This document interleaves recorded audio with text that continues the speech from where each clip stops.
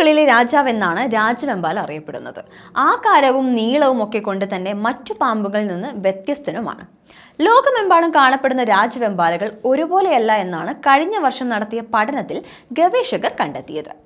നിറത്തിന്റെ കാര്യത്തിലേക്ക് വന്നാൽ കറുപ്പിലോ ബ്രൗണിലോ ആണ് കൂടുതലായും ഇവ കാണപ്പെടാറുള്ളത്. ചുറ്റിലും മഞ്ഞ, വെളുപ്പ് നിറത്തിലുള്ള വളയങ്ങളോടുകൂടിയും അല്ലാതെയും കാണപ്പെടുന്നവയുമാണ്.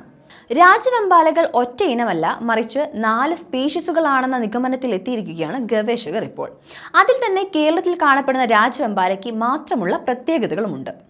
പശ്ചിമഘട്ടത്തിൽ ഉൾപ്പെടുന്ന നമ്മുടെ സംസ്ഥാനത്ത് കാണപ്പെടുന്ന രാജവെമ്പാലകൾ ഈ പ്രദേശത്തല്ലാതെ ലോകത്ത് മറ്റൊരിടത്തും കാണാൻ സാധിക്കില്ല.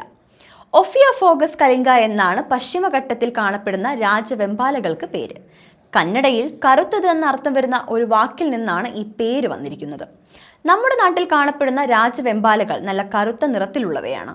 ഇണചേരൽ കാലത്ത് നമ്മുടെ നാട്ടിലെ രാജവെമ്പാലകളിലെ ആൺപാമ്പുകൾ അത്ര കറുത്ത നിറത്തിലല്ല കാണപ്പെടുക. പെൺപാമ്പുകളെ നല്ല എണ്ണ കറുപ്പിലാണ് കാണാൻ സാധിക്കുക. നല്ല വ്യക്തമായി തന്നെ വളയങ്ങളും കാണാൻ കഴിയുകയും ചെയ്യും. ബ്രിട്ടീഷ് നാച്ചുറലിസ്റ്റ് തോമസ് കാന്റോർ 1836 രാജവെമ്പാലയെ ഒരേ സ്പീഷീസായി കണ്ടെത്തിയത്. തെക്കു പടിഞ്ഞാറ് ഇന്ത്യയിൽ ഉള്ള രാജവെമ്പാലയാണ് ആദ്യ ഇനം. വടക്കു കിഴക്കേ ഇന്ത്യ, കിഴക്കൻ പാകിസ്ഥാൻ, ഇന്ത്യ ചൈന അതിർത്തി, ആൻഡമാൻ എന്നിവിടങ്ങളിലുള്ളത് ആദ്യ ഇനമാണ്. മലായ് പെനിൻസുല, മലേഷ്യൻ, ഇന്തോനേഷ്യൻ വിഭാഗം മറ്റൊരു വിഭാഗമാണ്. 2012 ആരംഭിച്ച ഇവയുടെ സ്പീഷീസുകളെ കുറിച്ചുള്ള പഠനത്തിൽ നിർണായക കണ്ടെത്തലാണ് ഉണ്ടായിട്ടുള്ളത്. 50 മുതൽ 70 വരെ വളയങ്ങളുള്ള രാജവെമ്പാലകളുമുണ്ട്. സോൻഡ ദ്വീപിലെ രാജവെമ്പാലയ്ക്ക് 70-ലധികം വളയമുണ്ട്.